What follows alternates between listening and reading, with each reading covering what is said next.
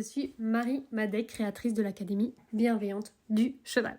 Après un long cursus universitaire, en éthologie notamment, je suis devenue formatrice et coach relationnel équin. J'aide les propriétaires de chevaux sur 4 points. Créer une relation de confiance et harmonieuse avec leur cheval, avoir une connexion forte qui permet de faire de la liberté, ressentir une complicité et de la sécurité en extérieur, se comprendre mutuellement et prendre du plaisir ensemble. Si vous êtes à la recherche de compréhension, de stratégies pour réussir avec votre cheval dans la bienveillance et que vous aimez vous dépasser et évoluer, ce podcast est pour vous. Je vous partage mes expériences avec des centaines de chevaux, les feedbacks de mes étudiants, mes connaissances pour vous aider à atteindre vos objectifs en toute bienveillance avec votre cheval. Alors comme j'aime le dire, go Marie-Jo! Salut et bienvenue sur ce nouveau podcast du dimanche. Aujourd'hui, on va parler de la visualisation, mais pas seulement, je vais vraiment t'expliquer clairement comment utiliser justement cet outil de visualisation dans le travail avec ton cheval, dans le but de pouvoir l'aider dans sa gestion émotionnelle. Donc comme tu le sais sans doute, le but de l'Académie bienveillante du cheval, c'est d'aider les personnes et les chevaux, donc les couples, à être vert, c'est-à-dire serein, autant l'humain que le cheval. Mais quand on est en relation avec son cheval, il y a des moments où le cheval peut passer jaune, ou nous, on peut passer jaune. Et donc du coup, à travers ces podcasts, je vous explique un petit peu les stratégies, les outils que j'utilise afin de pouvoir ramener soit le cheval, soit nous, soit les deux dans le vert. Là aujourd'hui, j'ai envie de vous parler d'un outil que j'utilise qui aide à ramener le cheval dans son corps, donc à le ramener vers cet état de vert le plus possible. Donc il existe de nombreux outils et de nombreux exercices qui peuvent aider à ramener le cheval dans son corps. Et là aujourd'hui, je vais vous parler d'une technique que j'utilise et qui marche vraiment très bien. Et donc c'est d'avoir une réponse fine à nos demandes grâce à la visualisation. Donc là, tu te dis peut-être, oula, de quoi elle parle, qu'est-ce que c'est, ou j'ai vite fait entendu parler, ou je connais la visualisation. Et du coup, je vais te faire un podcast à ce sujet de comment moi, finalement, j'utilise cet outil pour pouvoir avoir une réponse fine. Parce que du coup, c'est la réponse fine qui va aider le cheval à devenir vert. Donc comme tu sais, dans l'Académie bienveillante du cheval, je forme et je montre des vidéos, des audios, vous fais écouter des audios, il y a des exercices à pratiquer, il y a des écrits, etc. Mais je propose aussi des immersions ou des masterclass en présentiel. Et du coup, j'ai la chance de pouvoir observer les étudiants en direct. Donc il y a aussi les coachings en ligne, les coachings en groupe en ligne. Donc dès que je suis en interaction avec les étudiants, tout de suite, je peux du coup capter les difficultés qu'ils peuvent avoir ou les croyances qu'ils peuvent avoir, etc. Et quelque chose qui ressort régulièrement, c'est que les réponses ne sont pas fines. C'est-à-dire que le cheval, il met plusieurs secondes avant de répondre. Et donc les personnes me disent « Ah oui Marie, mon cheval il sait super bien faire cet exercice-là, etc. » Alors je dis « Vas-y, montre ». Et en fait, le cheval, il fait l'exercice, mais c'est pas fin. C'est-à-dire qu'il met parfois 5 secondes, voire 10 secondes à répondre. Et en effet, une fois qu'il a répondu, c'est propre. Le cheval fait son pas ou sa figure et tout. Donc il y a un milieu et une fin qui est propre, mais par contre le début, ça va pas. Donc un exercice, déjà un petit rappel, un exercice n'est réussi que si le début est fin et que le milieu est propre et la fin est fine. Et donc pourquoi les personnes ne se rendent pas compte de ça? C'est parce que elles ne visualisent pas vraiment l'exercice tel qu'il est en entier. Donc, ce que je demande, c'est de visualiser, d'y voir donc dans sa tête, qu'est-ce que je veux, déjà globalement comme dans mon exercice, donc on voit un espèce d'une vue globale, on va se voir demander l'exercice, donc par exemple, dans les visualisations, il y a 2 façons de le faire qui sont simples, c'est soit tu t'imagines en train de faire, c'est-à-dire que tu es par exemple face à ton cheval et tu te visualises en train de lui demander l'exercice. Donc là, on va prendre comme exercice dans ce podcast le déplacement latéral. On lui demande de se déplacer latéralement. qu'on est face à lui par exemple et on lui demande de se déplacer latéralement sur le côté et on se voit faire, c'est-à-dire qu'on est dans notre corps en train de demander au cheval. Mais on peut aussi se positionner comme si on regardait un film, c'est-à-dire là, on n'est pas dans notre corps, on se voit comme si on s'était filmé en train de demander. Et donc, on peut visualiser aussi l'exercice comme ça. Et là, on voit notre corps et on voit comment on se positionne. Donc, ça, c'est une vue qui permet de voir autant le cheval que nous et de voir comment on va se positionner. C'est pour ça que je conseille aux personnes de se filmer et de se regarder, même si des fois c'est difficile au départ. Il y a un travail de savoir-être à faire, c'est-à-dire que la personne passe jaune quand elle se voit en film, et donc il y a à travailler sur ça. Mais une fois qu'on a travaillé sur ça, on peut se regarder et se dire « Ah oui, en effet, là j'étais positionnée, je lui demandais de partir vers l'avant et moi je reculais. Le cheval venait vers moi, mais c'est normal parce que j'étais en train de reculer, donc quelque part je l'aspirais. Donc je lui demandais de se pousser, mais mon corps lui disait de venir. Donc du coup, il y avait des incohérences. Donc grâce à ça, on peut voir les petites erreurs qu'on peut faire au niveau cohérence corporelle. Donc prendre un temps de visualisation de nous en entier et de nous à l'intérieur de notre corps va aider à la clarté. Donc parfois, c'est pas clair. Quand on va visualiser, au début, c'est pas clair. On se dit, c'est pas grave, je vais pratiquer et je vais expérimenter. Donc ce qu'on fait, c'est qu'on va regarder la vidéo de quelqu'un. Donc par exemple, là, dans l'Académie Bienveillante du Cheval, c'est des vidéos de moi, où on me regarde faire, on regarde comment je mets mon corps, etc.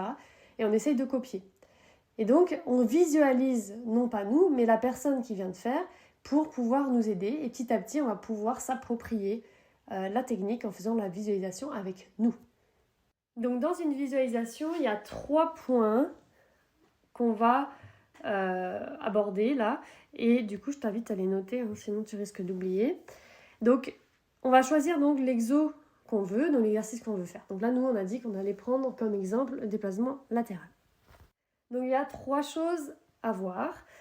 La première chose, c'est qu'est-ce que le cheval va faire avec ses pieds et qu'est-ce que du coup, moi, je vais faire avec mes pieds. Parce que du coup, quand on travaille à pied, ce qui est intéressant, je trouve, c'est qu'on va pouvoir se servir de notre corps comme mur, par exemple, comme guide. Donc ça va beaucoup orienter. Parce qu'à cheval, on n'a pas. Et du coup, quand on passe à cheval, des fois, on est un peu perdu, qu'on a beaucoup travaillé à pied.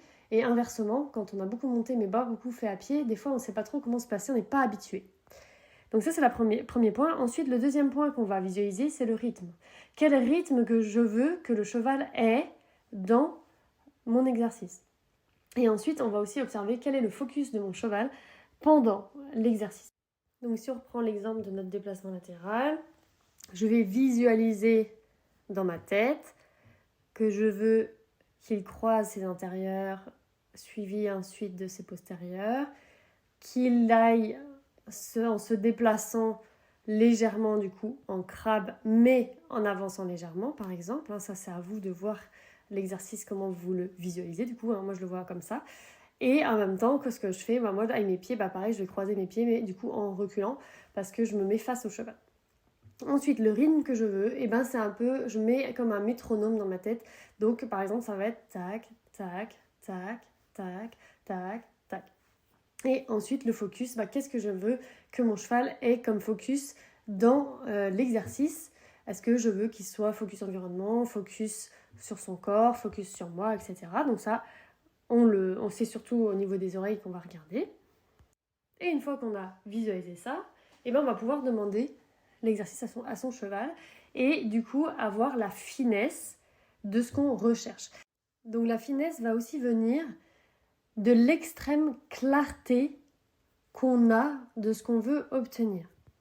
En plus de ces 3 points, on va visualiser aussi le début, le milieu et la fin d'un exercice. Donc pour te donner un exemple, quand on ne fait pas attention à ces 3 points, qu'est-ce qui peut se passer avec son cheval? Donc là, on sait que notre but, c'est de ramener un cheval jaune au vert. Voilà. C'est de vraiment le ramener dans son corps, de pouvoir avoir un cheval qui s'apaise grâce à un exercice. Et c'est aussi que quand on a un cheval vert, pouvoir le garder vert dans ce qu'on est en train de lui demander pour qu'il puisse avoir du plaisir. Donc après, une fois que le cheval est bien dans sa tête et qu'il sait gérer ses émotions, le but, ça va être aussi d'éviter d'amener le cheval dans le jaune pour rien.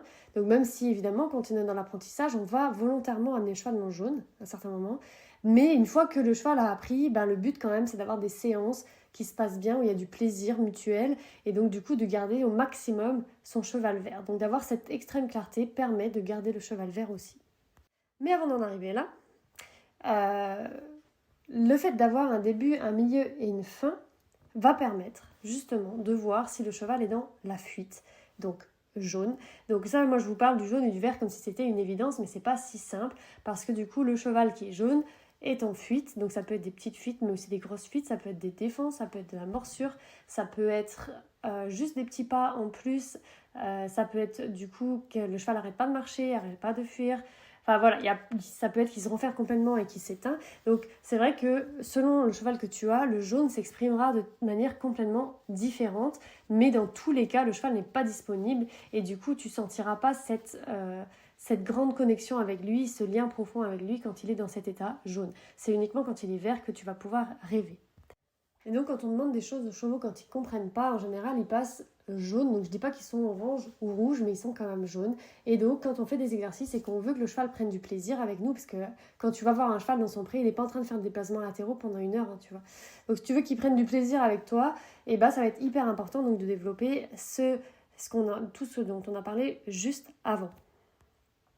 Donc l'exemple que je voulais te donner, donc c'est une jument, une jolie jument, qui fuyait beaucoup. Donc quand elle est un petit peu stressée, quand elle comprend pas ce qu'on lui demande, quand elle est dans un environnement un peu différent de ce qu'elle a pu voir, ou voilà, il y a quelque chose qui la stimule dans l'environnement, du coup qui est très fuyante. Et là donc la jument n'est pas spécialement fuyante, ce jour-là on demande l'exercice, et du coup début, on lui demande le début.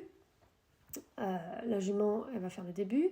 Ensuite, le milieu, elle va faire le milieu. Et quand on baisse le stick, pour lui dire stop pour la fin, elle va faire 3-4 pas. Tu vois, dans le déplacement latéral. Donc, en fait, elle se déplace latéralement, mais 3-4 pas de plus de ce qu'on a demandé. Et du coup, si on dit oui à ce moment-là, qu'est-ce qui se passe ? Est-ce que tu sais ce qui se passe à ce moment-là ? Bon, hop, on continue, nanana. Ensuite, on redemande, tu vois. On dit bon, pas trop grave. Et on demande, et en fait, qu'est-ce qui va se passer ? Et le cheval va s'énerver de plus en plus. Et qu'est-ce qu'on va dire ? Ah ça y est, mon cheval, il en a marre. Et donc, ça, au début, ça m'énervait. Tu vois, ça m'énervait quand les gens ils disaient ça, je passais jaune, voire orange, en me disant, mais n'importe quoi, tu vois. Le cheval, il n'en a pas marre, c'est juste toi qui sais pas demander, tu vois. Et du coup, ça m'énervait, tu vois, c'était au fond de moi, j'étais, mais c'est pas vrai, comment on peut dire ça, alors que c'est juste parce que tu sais pas demander, quoi, tu vois. Et c'est fou parce que ça me stimulait, donc ça me faisait devenir orange, et c'est aussi pour ça je pense que j'ai cette vocation là de vouloir transmettre comme ça pour vraiment aider les personnes, mais aussi du coup que les chevaux soient plus compris. Mais voilà, c'est quelque chose qui me stimulait, beaucoup moins aujourd'hui parce que j'ai la chance de justement pouvoir transmettre tout ça. Donc si tu te reconnais que de temps en temps tu dis que ton cheval en a marre, c'est uniquement que le cheval est jaune depuis longtemps et que tu n'as pas su le ramener au vert, et que même au contraire tu as renforcé positivement, renforcé tout court le fait que le cheval fuit. Et donc en ayant un début, un milieu et une fin sans fuite, propre, ou quand tu demandes, le cheval il fait, que quand tu gardes bien ton stick en l'air, il reste dans le milieu, que quand tu baisses ton stick, le cheval s'arrête ses pieds tout de suite et qu'il comprend clairement ce que tu veux, et déjà il va venir dans le vert, et en plus il ne va pas se lasser, et le cheval pourra travailler le nombre de temps que tu peux tenir toi au niveau de la concentration, parce que je te dis, ils ont une concentration, quand ils ne sont pas dans le jaune, quand ils sont verts les chevaux, ils sont une longue endurance et une très longue concentration par rapport à nous. Après, c'est aussi parce que moi, je leur demande d'être très concentrés, mais je leur autorise des pauses très régulières. Donc, quand tu me vois faire l'instant présent, etc., et le nez-main, notamment un exercice qui lâche la grappe au cheval, où ils peuvent vraiment se reposer et hop, repartir sur la concentration. Donc, je demande des temps de concentration qui sont courts finalement et beaucoup de pauses, mais parfois, les séances durent 2 heures. Mais si on regarde le nombre de minutes de concentration, il n'est pas si énorme au final par rapport à une personne qui est jaune, qui va absolument réussir un exercice et qui va pendant 20 minutes dire à son cheval fais ci, et le cheval est fatigué au bout de 20 minutes parce qu'il n'en peut plus d'être jaune, alors que moi, les miens, ils vont peut-être travailler 2 heures d'affilée, mais ils n'auront pas beaucoup de jaune dans la séance ou des petites pointes, et le reste, ce sera de la concentration pure, vert pur. Et du coup, finalement ils sont pas fatigués, ils peuvent durer assez longtemps. Donc là on s'entend, hein, je parle de fatigue émotionnelle, hein, pas de fatigue physique, parce que ça c'est sûr que c'est pas moi qui fatigue les chevaux physiquement. Donc amener de la finesse dans le début, dans le milieu et la fin permet d'avoir un cheval qui reste vert ou qui devient vert. Et pour avoir cette finesse-là, c'est hyper important déjà de l'avoir dans la tête. Qu'est-ce que c'est cette finesse ? Donc regarder des gens qui travaillent avec cette finesse, se former avec des gens qui travaillent avec cette finesse, et ensuite soi-même se visualiser avec cette finesse. Début, milieu, fin, propre. Tu vois ? Très important. Et voilà, ce podcast est terminé. Si ce podcast t'a plu, tu as peut-être vu qu'il y en avait d'autres. Il y en a 24 autres que tu peux écouter. Et si tu sens que tu as envie d'aller plus loin ou que tu as envie d'être soutenu, aidé pour transformer ton cheval jaune en vert, ou justement quand il passe jaune, tu sais pas trop comment faire, ou que toi-même tu es jaune et tu aimerais bien pouvoir être vert avec ton cheval, n'hésite pas à me contacter ou aller sur le site marimadec.com.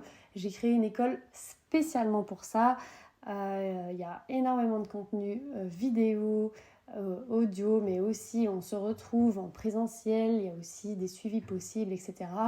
Voilà, donc surtout n'hésite pas, moi je suis là, je contacte les personnes qui me contactent à peu près 1 ou 2 fois par mois. Donc je suis disponible, donc pas forcément tout de suite parce que j'ai pas mal de choses dans ma vie, autant professionnelle que personnelle, mais j'essaye au moins 1 fois ou 2 par mois de contacter les personnes qui, par téléphone, qui ont envie de discuter avec moi. Donc surtout, n'hésite pas, sois un tout petit peu patient. Là en plus en ce moment je suis en train de coacher des étudiants de l'Académie Bienveillante du Cheval en immersion, c'est-à-dire qu'ils viennent avec leurs chevaux en Bretagne pour que je puisse les aider. Et donc du coup là, je passe toutes mes journées complètes avec eux. Donc je ne suis pas disponible pour le moment. Pas un peu répondeur, mais voilà. Mais voilà, tu as tout ce qu'il faut sur le site pour pouvoir demander les informations sur l'Académie Bienveillante du Cheval, laisser ton numéro de téléphone, etc. Et moi, je te rappellerai avec grand plaisir. Donc bon dimanche et je te dis à très vite pour le prochain podcast.